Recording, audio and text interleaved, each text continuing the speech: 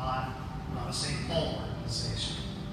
So it's very fitting that having recommitted to that as an organization, that we have this here in La Crosse. And I'm hoping that we can have some conversation on maybe how we can collaborate as river systems. Well, I really liked the presentation from the Columbia River folks. It was really interesting to hear that they are also facing a lot of the same things that we may face down the road with the closures of their lock and dams. You know, we've already seen it on the upper with the upper St. Anthony and lower St. Anthony. I think, again, the industry has to come together and have that strong voice.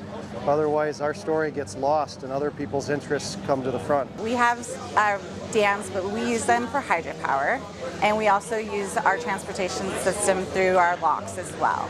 And so, I mean, that's similar, but I don't know necessarily. I'm learning how maybe hydro isn't as prominent on your guys' river system, and your system is a lot bigger than ours. They are facing some issues in their parts of the world that, you know, we have never had to really deal with on the upper Mississippi River.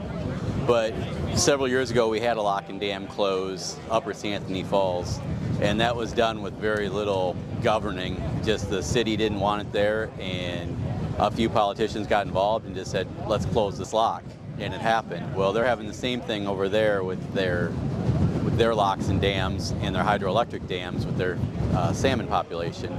So having them come see what we're experiencing over here, and we get to hear about what they're experiencing over there, really puts it on the map for everyone involved. It's developing relationships. Once you develop those relationships, you can learn how to collaborate together and speak as a unified voice. And in this type of atmosphere that we're in, every bit of voice that we have is super important to have at the national level. No one has the one great idea every time. So when you have so many diverse people, such as those that work on the river, those that are loaders onto the river, those who are receivers off of the river, or provide engineering and other services, you get the perspectives.